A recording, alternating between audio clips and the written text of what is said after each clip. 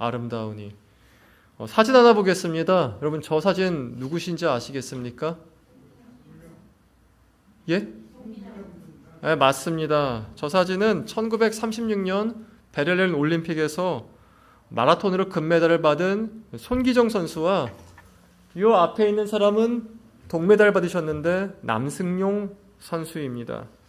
근데 이 사진을 잘 보면 이상한 게 하나 있습니다. 먼저 동메달을 받은 남승용 선수를 보면은 바지가 이상하게 배까지 올라와 있죠.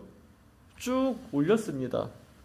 그리고 또 금메달을 받은 손기정 선수를 보면은 우승 선물로 받은 좀 묘목으로 가슴을 가리고 있습니다. 이 둘이 이렇게 행한 이유는 동일합니다. 그것은 자신의 가슴에 있던 일장기를 가리고 싶었기 때문이었습니다. 저들은 왜 일장기를 가리고 싶어 했을까요? 왜냐하면 그 일장기가 자신의 소속이 아니었기 때문입니다. 훗날 동메달을 받은 남승용 선수의 인터뷰를 보면은 손기정 선수가 금메달을 받은 것보다 묘목을 받아서 가슴에 있던 일장기를 가렸던 게 더 부럽다고 얘기했습니다. 그만큼 자신이 일본 소속이 아니라 조선인인데 조선인이라는 것을 드러내지 못한 것이 슬프고 괴롭고 억울했던 것입니다. 여러분, 사람은 자신의 소속을 중요하게 여깁니다.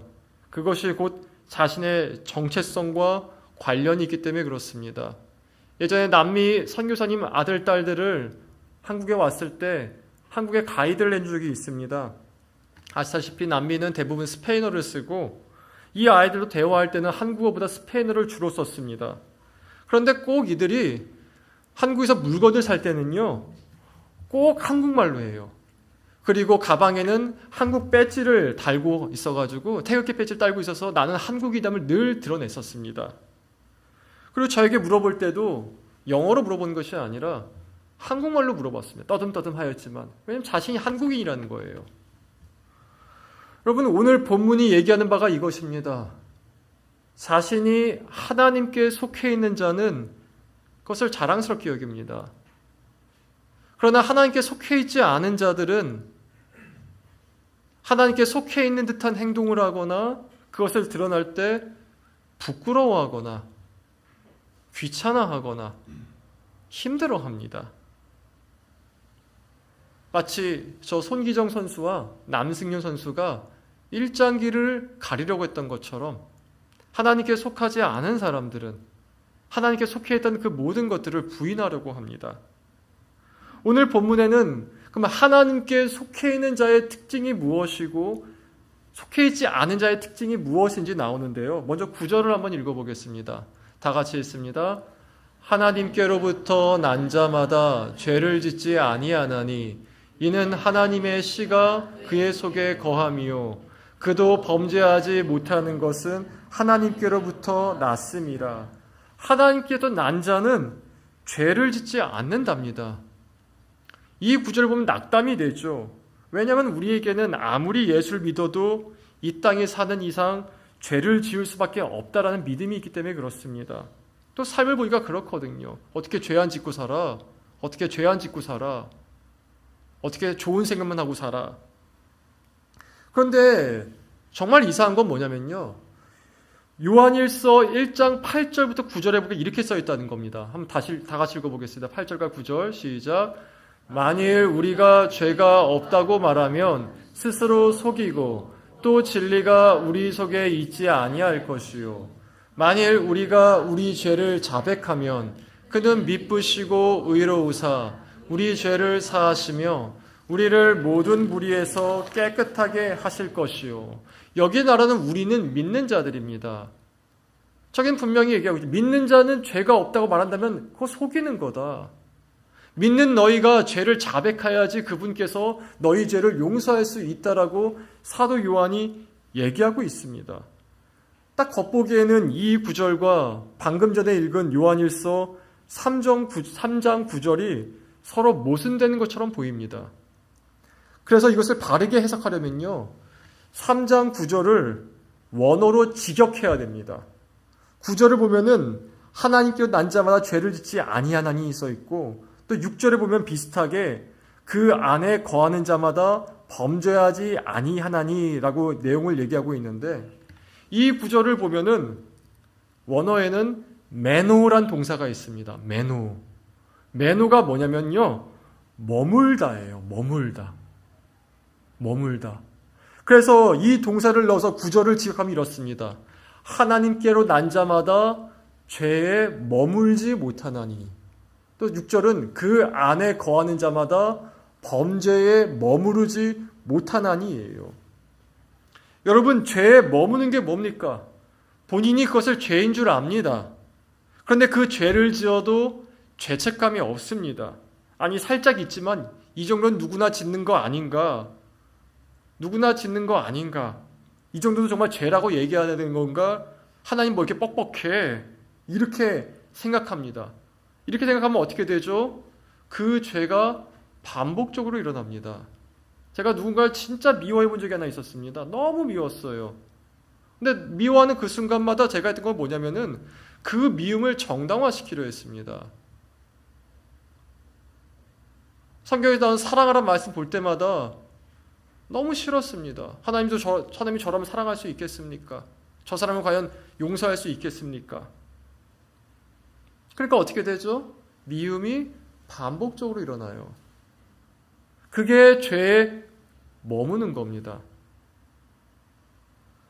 이렇게 죄에 머물게 된 이유를 사도 요한은 이렇게 말합니다. 너희가 죄에 머물고 있다면 이유는 두 가지다.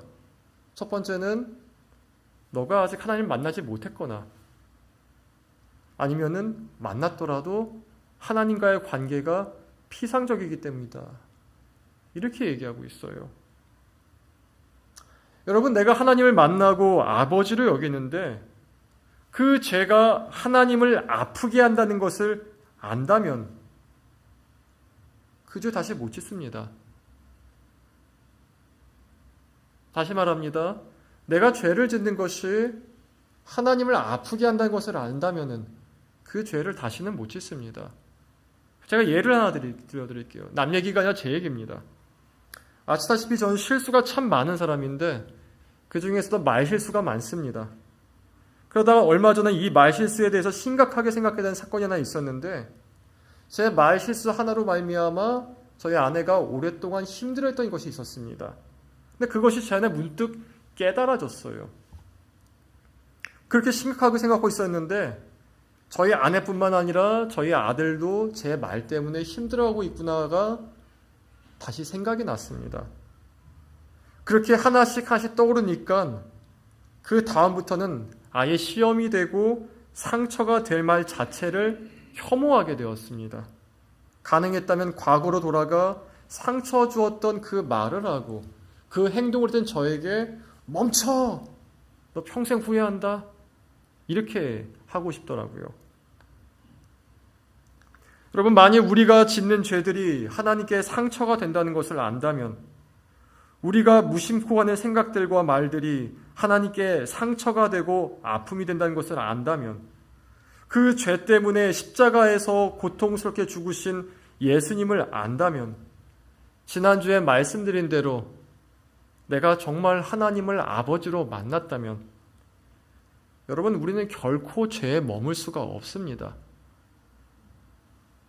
우리 6절을 읽어보겠습니다. 6절.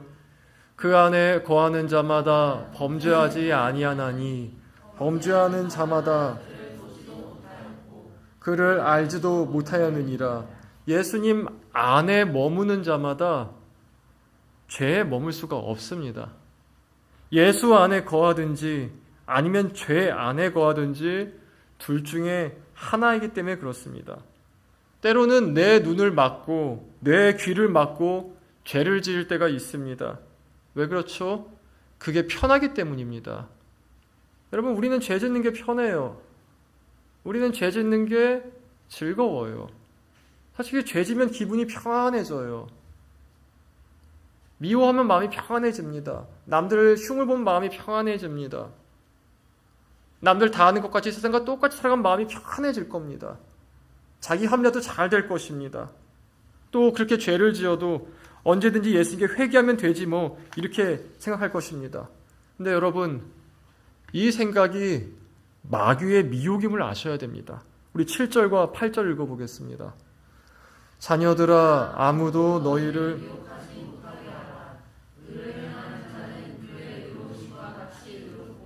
죄를 짓는 자는 마귀에게 속하나니 마귀는 처음부터 범죄함이라. 하나님의 아들이 나타나신 것은 마귀의 일을 멀하려 하심이라. 여러분, 무언가 반복적으로 죄가 있을 때 그 죄를 짓도록 미혹하는 게 있습니다. 그리고 그 미혹은 다른 미혹을 계속 불러 일으킵니다. 예수님의 비유 중에 이런 비유가 있어요. 귀신 들린 한 사람이 있었습니다. 근데 예수님께서 그 귀신을 내쫓아 주셨어요. 그러는데 그 귀신이 이리저리 헤매이다가 갈 데가 없어서 자신이 원래 머물던 그 사람을 보게 됩니다. 보게 되는데 보니까 그 사람 안에 성령이 없는 거예요. 성령이 없자 이 귀신은 자신만 들어온 게 아니라 자신 외에 7 귀신을 더 불러와서 그 사람을 더 강력하게 지배하게 되었습니다. 그리고 예수님 이야기는 끝나요. 여러분, 이것은 비유가 아니라 우리 삶에 지금도 일어나고 있는 진짜 사건입니다. 다음 슬라이드요. 여수에서 개척을 하신 한 목사님을 알고 있습니다. 여수 바닷가에서 개척을 하셨는데 아무리 전도해도 사람들이 모이지 않더랍니다. 그래서 한 사람이 왔는데 반신불수가 된 사람이었어요. 이 반신불수가 된 사람이 병원대도 가볼 수 없고 또 무당에게 가봐도 안 되자 이렇게 교회에 왔답니다. 근데 한 달 만에 병이 고쳐졌어요. 반신불수가 정상인 몸으로 돌아가게 된 것이죠. 그제서야 사람들이 교회에 좀 모이더랍니다. 근데 주로 아픈 사람들이 모이더래요. 그래서 열심히 사역했답니다. 병이 낫는 사람도 있었고 또 낫지 않는 사람도 있었다고 말씀하시더라고요. 하지만 열심히 기도하고 예배드렸는데 사람들이 점점점 흩어지더래요. 그 중에서 제일 먼저 흩어진 사람들이 바로 병이 나은 사람들이었습니다. 그렇게 5년쯤 지나가자 결국 거기서 교회를 접으시고 다른 지역으로 이동해서 교회를 다시 개척하셨습니다. 근데 그렇게 사역을 하고 있는데 다른 지역에서 처음에 교회를 개척했던 여수에서 병이 나은 사람들이 자신을 찾아왔더래요. 보니까 분명히 거기선 병이 나았는데 몇 년 지나고 나니 병이 재발했답니다. 더 나빠졌대요. 그 전엔 반신불수였는데 이번에 보니까 목 아래로는 아예 움직이질 못하게 되었답니다. 다시 고쳐달라고 기도해달라고 왔어요. 다시 기도를 했습니다. 어떻게 되었겠습니까? 아무 일도 일어나지 않았습니다. 그리고 이분은 다시 여수로 돌아가셨습니다. 여러분, 저도 목회하면서 이런 것들을 많이 봤습니다. 어떤 사람은 정말 간절하게 가정 이루기를 기도했어요. 어떤 사람은 간절하게 자녀를 달라고 기도했습니다. 어떤 사람은 직장을 가게 해달라고 기도했고 어떤 사람은 특정 시험에 들어가게 해달라고 기도했습니다. 근데 이루어지고 났을 때 한 7, 80%는 점점 멀어집니다. 하나님으로부터. 그리고 많은 경우에 그렇게 간구했던 그 부분들이 깨졌습니다. 더 나아가서 그 사람이 원했던 그것이 그 사람을 무너뜨리기도 했어요. 근데 여러분, 처음부터 이랬던 것이 아닙니다. 이분들도 이제 내 병도 고치고 원하는 것을 얻다 보니까 조금씩 느슨해졌어요. 그 느슨함 가운데 죄의 미혹들이 하나씩 들어온 것입니다. 그럼 죄의 미혹이 내 삶에 많을 때마다 하나님과의 관계가 무감해집니다. 부부가 있는데 아내가 아파한다 한들 남편이 신경 쓰지 않으면 어떻게 됩니까? 부모 자식이 있는데 아무리 자식이 아프다 하더라도 부모가 무감하면 어떻게 되겠습니까? 이름만 있는 관계가 되지 않겠습니까? 하나님과의 관계가 그렇게 되어가는 것이에요. 한 성도님이 이런 말을 했습니다. 목사님, 묵상에서 멀어지니까 사랑하는 마음도 좀 사라지더라고요. 여러분, 하나님과 관계에서 무감해지면은 내 죄가 하나님을 아프게 한다는 걸 모릅니다. 모르기 때문에 죄가 반복해서 나오게 돼요. 왜냐하면 죄를 짓는다고 해서 하나님이 곧바로 처벌하시지 않거든요. 전도서 8장 11절 읽어보겠습니다. 시작. 악한 일에 관한 징벌이 인생들이 악을 행하는데 마음이 담대하도다. 악을 행하는데 마음이 담대해집니다. 사사기 때 우리가 보지 않았습니까? 가장 먼저 무너진 게 예배가 무너졌어요. 예배를 무너뜨리는데 마음이 담대해집니다. 예배를 무너뜨리면 마음이 담대해집니다. 하나님이 곧바로 징벌하지 않기 때문에요. 그렇기 때문에 사도 요한이 이렇게 말하는 것이에요. 예수 안에 있는 너희들아, 아무도 너희를 미혹하지 못하게 하라. 그러면 어떻게 해야지 미혹하지 못하게 합니까? 오늘 본문에 적용할 수 있는 힌트가 하나 있는데 9절 중간을 한번 읽어보겠습니다. 다 같이 읽습니다. 이는 하나님의 씨가 그의 속에 거함이요. 하나님께서 우리에게 주신 게 있습니다. 바로 씨앗입니다. 씨는 완성품이 아니에요. 씨는 키우지 않으면 사실 의미가 없습니다. 다음 슬라이드요. 도토리는 그냥 도토리만으로 있을 때는 아무 의미가 없습니다. 다람쥐 한 끼 정도 될까요? 하지만 더 도토리가 자라면은 옆에 보이신 나무처럼 아주 거대한 참나무가 됩니다. 우리 안에 주신 하나님의 씨가 자라서 열매를 맺게 되었을 때 그것이 우리를 미혹에서 보호해 줍니다. 성령의 갈라디아서는 성령의 열매를 맺는 삶이야말로 우리가 죄를 이길 수 있는 유일한 방법이라고 그랬어요. 갈라디아서 5장 16절과 17절 읽어보겠습니다. 내가 이르노니 너희는 성령을 따라 행하라. 그리하면 육체의 욕심을 이루지 아니하리라. 17절. 육체의 소욕은 성령을 거스르고 성령은 육체를 거스르나니 이 둘이 서로 대적함으로 너희가 원하는 것을 하지 못하게 하려 함이니라. 성령은 육체를 거스르고 육체는 성령을 거스릅니다. 서로 대적하는 것이죠. 누가 이기겠습니까? 성령이 내 육체보다 크면은 성령이 이깁니다. 그러나 내 안에는 성령이 내 육체보다 작다면은 내 육체가 성령을 이겨버릴 것입니다. 신앙생활 처음부터 모든 유혹에 한 번에 이긴 자들은 없습니다. 아이들도 마찬가지인 것처럼요. 그러나 10년이 지나고 20년이 지나고 30년이 지났는데 여전히 나는 유혹에 무너지고 있다면요. 물어봐야 돼요. 왜 잘하지 않을까? 이렇게 한번 생각해 보세요. 10년 전 여러분 모습과 지금 여러분 모습 가운데 기도 생활은 얼마나 차이가 있습니까? 10년 전 여러분이 알던 성경의 지식과 지금이 여러분이 알고 성경의 지식은 얼마나 차이가 있습니까? 10년 전 여러분의 습관들과 지금 나의 습관들을 보았을 때 거룩한 습관이 얼마나 차이가 있습니까? 이어령 박사님이 이렇게 말씀하시더라고요. 나는 아직도 공부한다. 우리 중에 이어령 박사님보다 더 많이 공부하신 분들이 있겠습니까?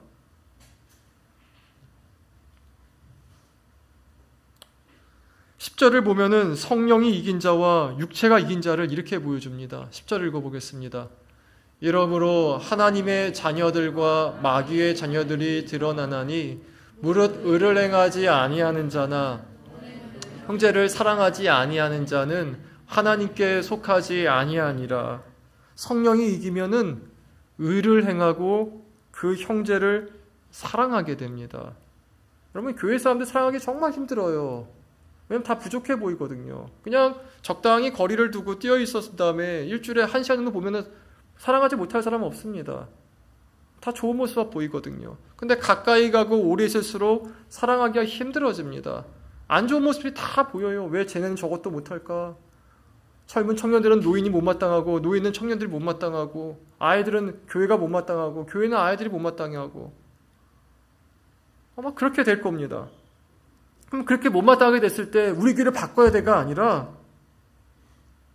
이렇게 보셔야 돼요. 내 안에 있는 하나님의 씨가 자라나고 있는가?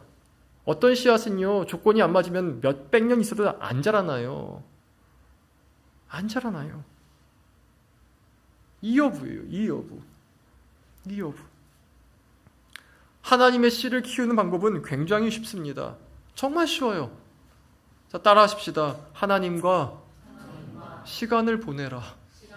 이게 답니다. 말씀을 묵상하시고 기도하십시오.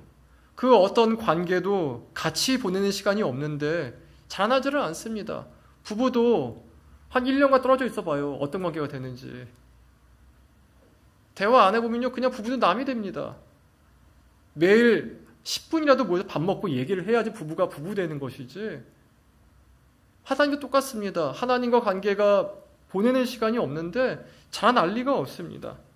창세기에 보면은 전 인류 사상 압도적으로 가장 큰 믿음을 가진 사람이 나옵니다. 바로 에녹이에요. 하나님은 에녹을 어찌나 사랑하셨든지 그냥 아예 하늘로 데리고 올라가 버리셨습니다. 보쌈하듯이.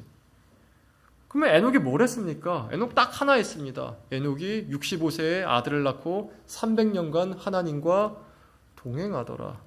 이게 다입니다. 이게 다예요. 에녹의 증손자는 노아였습니다. 노아의 시에 따르면은, 성경에 따르면 모든 인류가 노아 때에 다 하나님을 떠났다고 써 있어요. 그런데 단 한 사람, 노아만큼 아니었는데 노아를 이렇게 기록하고 있습니다. 창세기 6장 8절입니다. 다 같이 읽습니다. 그러나 노아는 여호와께 은혜를 입었더라.